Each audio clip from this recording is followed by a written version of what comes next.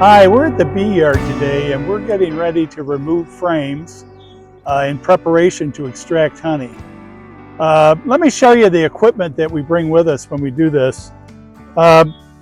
We use, first of all, that we want to do this in such a way that we don't have uncontrollable bees all over us. We have a lot of experience with doing things that probably that we've learned from and we probably wouldn't do again. So what I'm going to show you is the way that we remove our honey frames from the hives, and we do it in such a way that the bees aren't all over us or out of control. But the equipment we come down here with is I use 2 outer covers, and what I do is I set a medium box, and you could use 10 or 8 frame depending on what kind of equipment that you use. But we'll use a medium box, and we will put another cover over the box, over the medium box. And the idea here is we're going to remove frames from the hive, and we're going to walk them over to the box and put them in here one at a time. Now, if you think through this, when I leave here, I want to leave with a box of honey frames ready to be extracted, and I don't want a bunch of bees inside of the boxes, because you're probably going to do this in your kitchen or your garage, do the extracting, and you don't want to have bees flying all over the garage or all over the kitchen. Again, we have experience with that.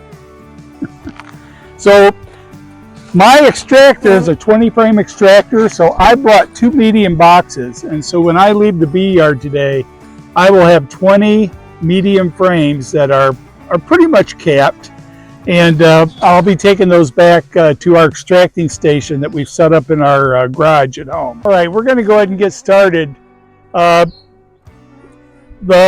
first thing that we do, remember safety. We always bring smoke to the bee yard with us.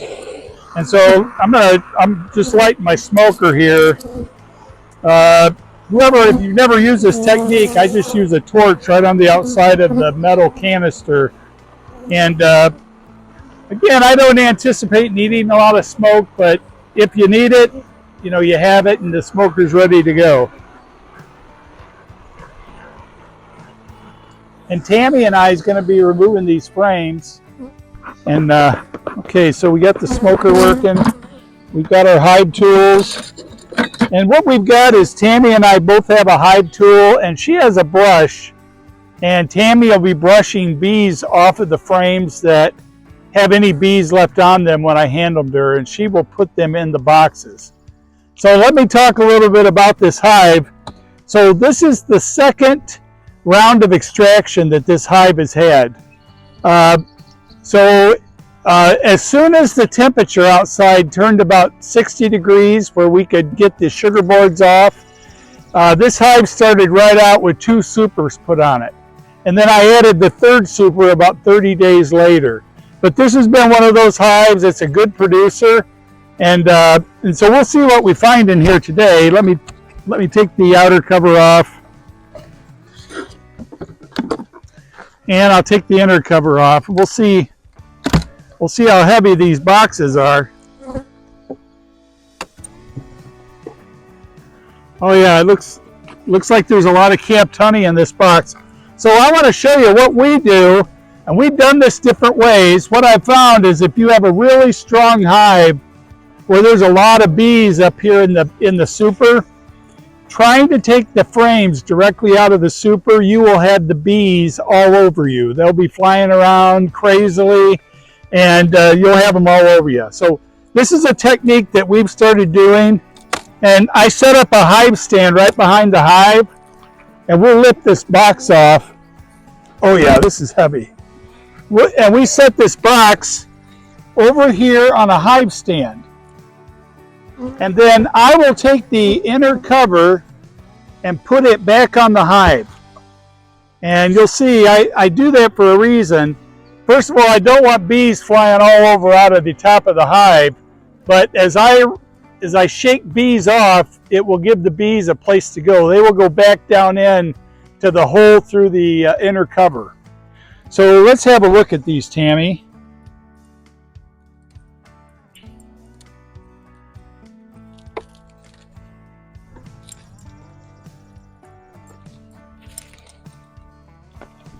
Here, I'll bring this over. So here's the first frame that we removed. Notice that the honey has all been capped over. There's a few open cells on the end. I don't get too concerned about that. As long as like 3/4 of the frame total is capped. And you know, sometimes the bees start uncapping these too in preparation to eat some of the honey in the future. And so what we do is we will take each of these frames, and I just take them and I give them a shake right on the top of the inner cover. And if you notice, the bees are gone. Tammy will wipe any bees off, and she will take it and put it right inside of the medium box. And she'll put the lid back on, and that'll keep any bees from following.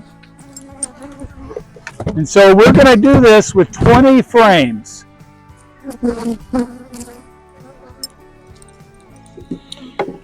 Here's another cap frame. We'll shake the bees off of us. There you go.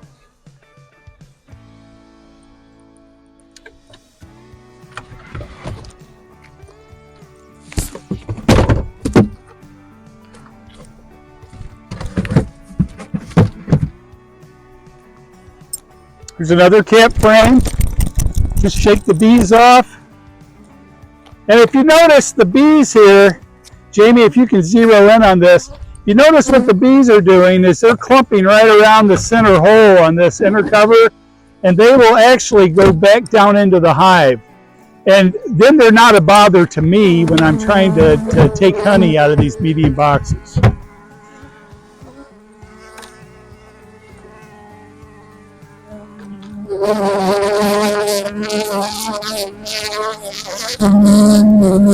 Now here's the frame I'll show you. This one, it looks like it's been capped. It has been capped here. And on the other side, it's mostly capped. What I like to do with these is give them a shake. See if I see any moisture come out of these cells, which they aren't. That means they've uncapped this. And then we'll go ahead and take this one too. But we're always sensitive to frames that's not completely capped because the moisture level is important. And we'll talk more about moisture when we get back to the barn and talk about moisture and honey.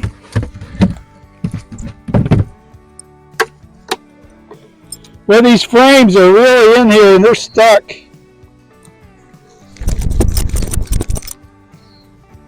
Again, notice how the bees are going back down in the hole of the inner cover.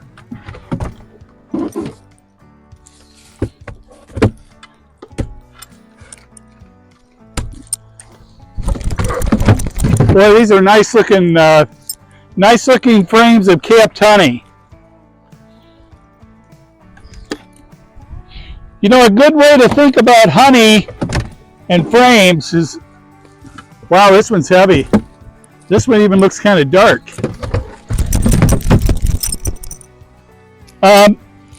One way to look at the honey frames is figure each one of these medium boxes.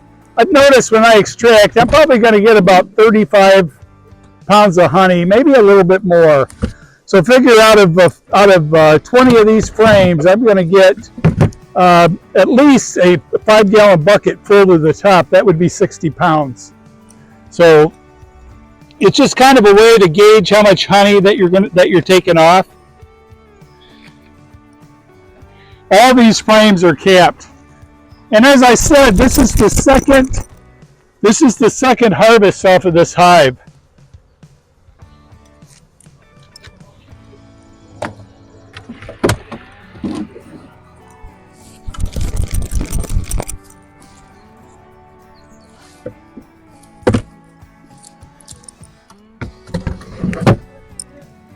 Here you go.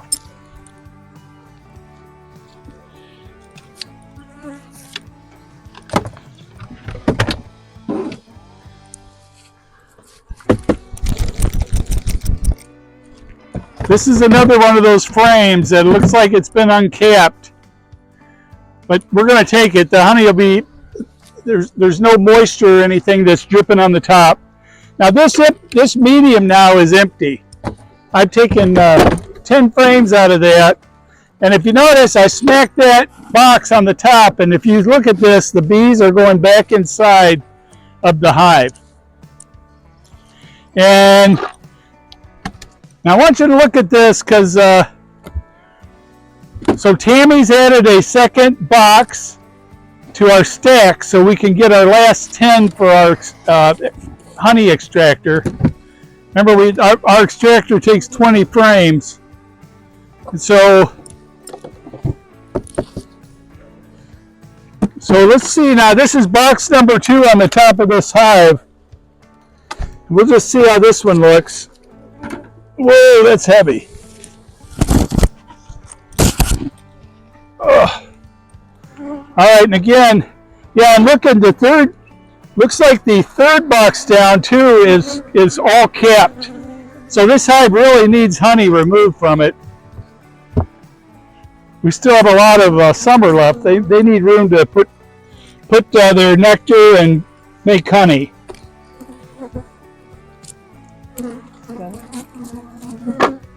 You must be slacking.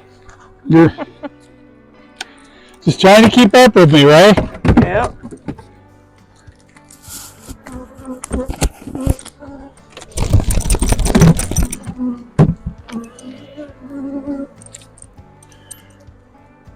Now we've got our 20 frames now that we need.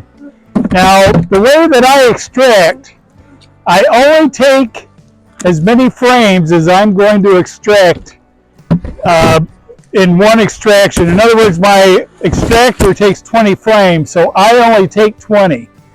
The reason I do that, I go right back to the barn and I will go ahead and uncap these frames and get them right in the extractor. I do it while the honey's warm. The reason I do that is it saves a lot of time, because we're going to strain this honey to take any of the wax out that's mixed in, or you know, anything that could be in there, like a bee leg or something. But we run these through a strainer, and the colder the honey is, the longer it takes and the harder it is. So when we get back to the barn, I'll show you what we're doing. But I take mine out 20 at a time, and what I will do then is the 2 empty boxes, I put them back on. Well, I'll put at least one of them back on. But I'll leave the second box set right here behind the hive. This will give the bees some room, because later on today I'll be bringing these 20 frames and putting them right back in the hives where they came from. So warm honey is the answer to quick extraction. So I'll see you back at the barn. Well, we're back at the garage here. We've got an extracting station set up, and we're going to get one of the medium boxes out of the trunk of the car here. And today, when we're videoing this, my truck's in the shop being worked on. I usually do a lot of this right on the tailgate of my truck, and I will just back right into the garage and do a lot of this right on the tailgate to minimize the amount of lifting and things that we do. Okay, we're going to go ahead and get out one of our medium boxes. And like I said, I usually like to do this right on the tailgate, so I'm not doing a lot of lifting. But I will set the box right here. And if you notice, there's no bees or anything flying around. We left all those down at the bee yard, which is where we want them, because once they're flying around your kitchen or whatever, it's a problem. So let me review some of our equipment here. So I'm going to uncap the frames. I'm going to use an uncapping tank here, and I'll show you how that works here. We also have a 20 frame Maxent extractor. It's got a variable speed motor on it.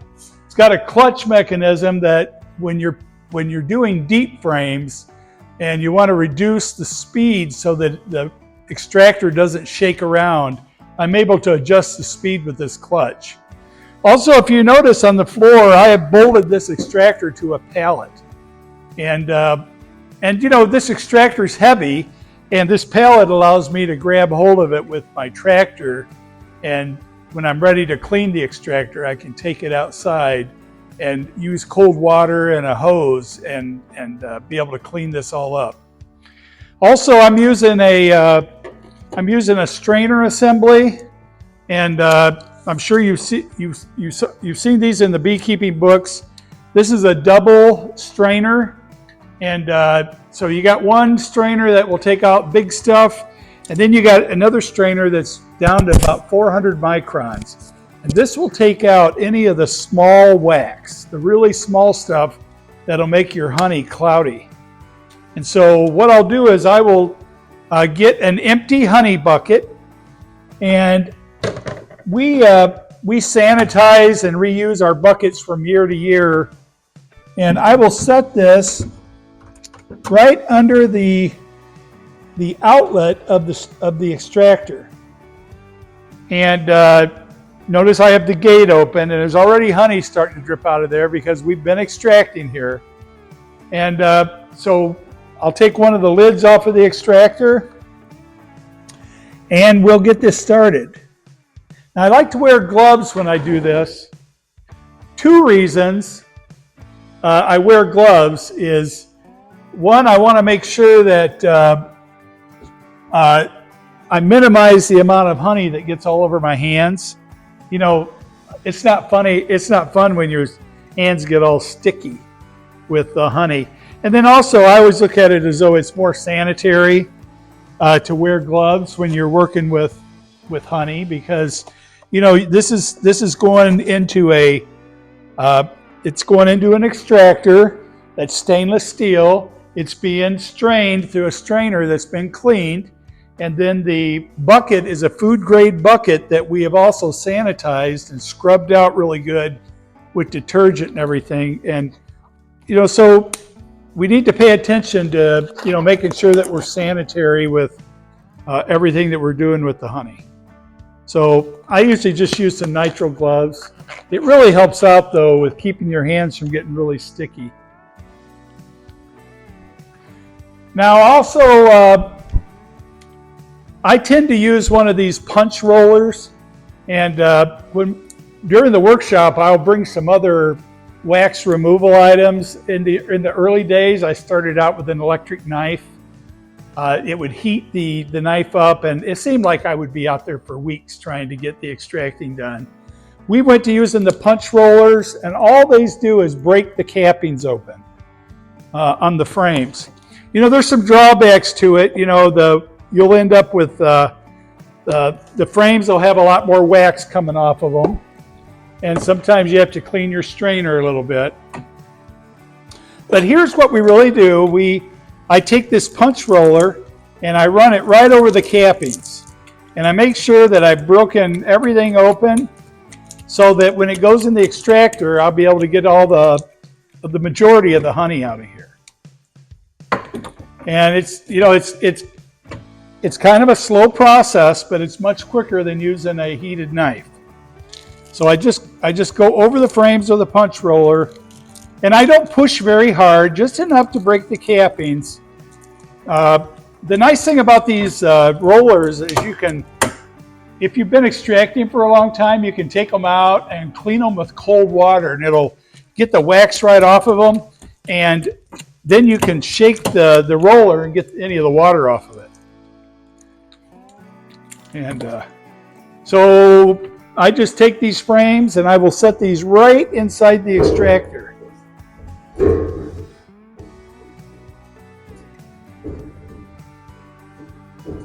There we go. So I'm going to put 20 frames in the extractor just like this. So this gets a little bit repetitive, and you just take your time and just work on getting the wax cappings broke open.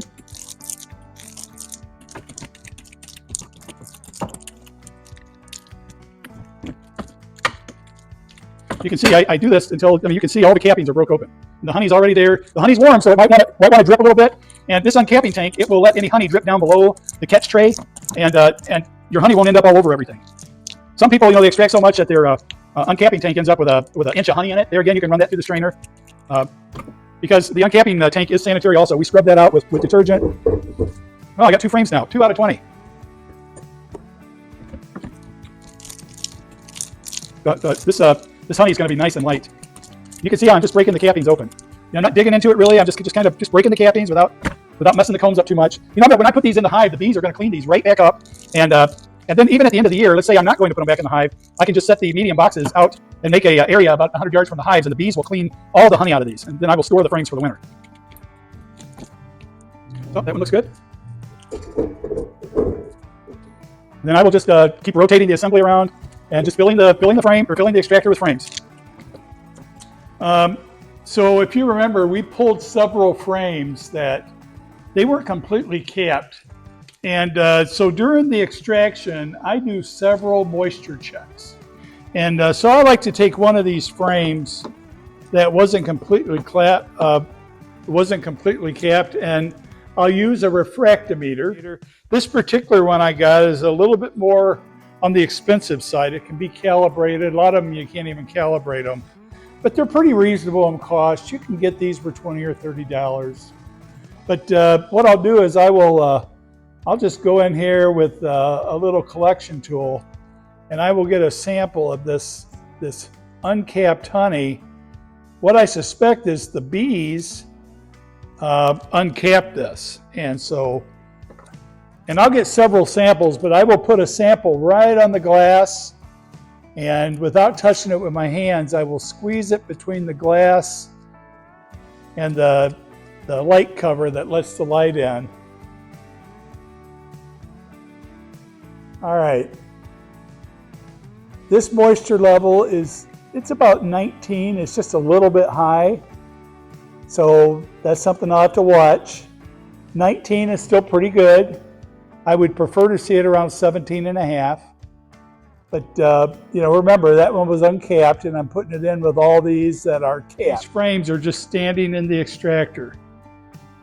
And so this is ready to engage the motor to start removing the honey. All right. You gotta love beekeeping equipment. Okay, you notice I have the gate open here, and one thing you don't want to do is you don't want to run your extractor with the gate closed, because when I first start this extractor, pretty quickly this thing is going to be putting a lot of honey out. So let me get my trusty chair.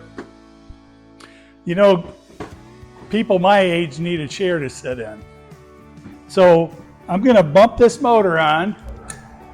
And so again, this is a variable speed extractor.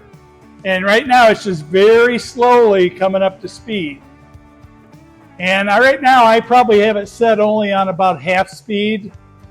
And I also keep a spatula down here because there'll be a point in the extracting process where we'll get wax cappings that will build up and slow down the honey flow. So okay, we're starting to see honey start to come out. You see this? Look how light this honey is. And the extractor is just trying to come up to speed. It's not even running at half speed right now. And you can see how the honey it's just running out. And what I do usually at this point is I will shut the motor back off, because I don't want the honey flow to outrun my strainer, because that'll cause me to have to close the gate, and it just takes longer. So remember, my honey's warm, so you can look at this. This is running very easily through the strainer, and it's already going into the bucket.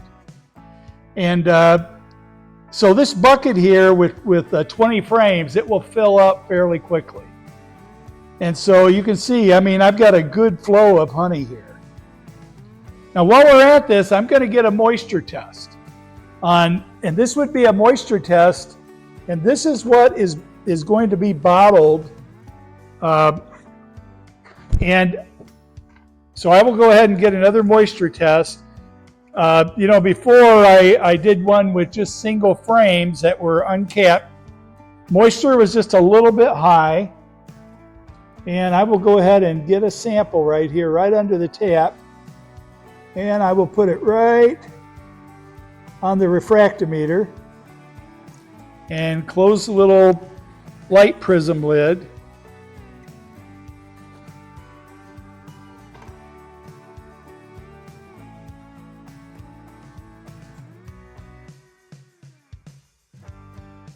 Okay, the moisture content on this is right at about 18%, which is, well within where we want it to be. I've got a lot of my honey this year has been 17%. Now look how the strainer is filling up. Now what I will do is I will just close the gate here, and I will let this this strainer catch up. You can see the bucket is already about 1/4 of the way full. And so, and remember down in the bee yard, we said that we would get about maybe 70 pounds of honey from 20 frames or two mediums. So now this strainer will only let me fill the bucket up to where it's just a little over 3/4 full. So what I'll do is I will move the strainer to a new bucket, and then I will top this bucket off, fill it all the way within like an inch of the top, and then I will seal it with a lid. So you can see how the honey level is dropping in the strainer. I want to show you this. This is something that's really handy. Nobody's ever told me to do this, but I've just learned from experience, these cappings will build up on this rough strainer. And I will just take and just very gently rake them off to the side and just pile them up. And that will keep the honey moving easily through this coarse strainer. And so now I'll just go ahead and start this again. So you can see how quickly this, and I still haven't turned the motor back on. Once the honey starts flowing, I will leave it flow like this, gravity flowing into the extractor without the motor running. I just leave it do that. Remember, the honey's warm and it doesn't take much to get it flowing. Now, if we do this, let's say I get my frames and I wait till the next day and let that honey cool down. Maybe I've got an air-conditioned kitchen. Maybe it's only 75 degrees in the kitchen. This honey will be it'll be thicker, and it will take it longer to run through the strainer.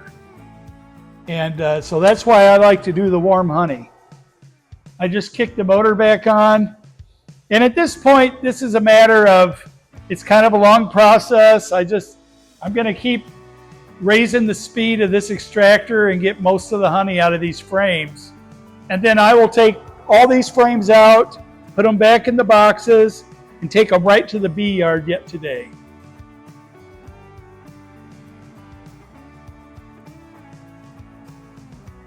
I look forward to talking with everyone at the workshop.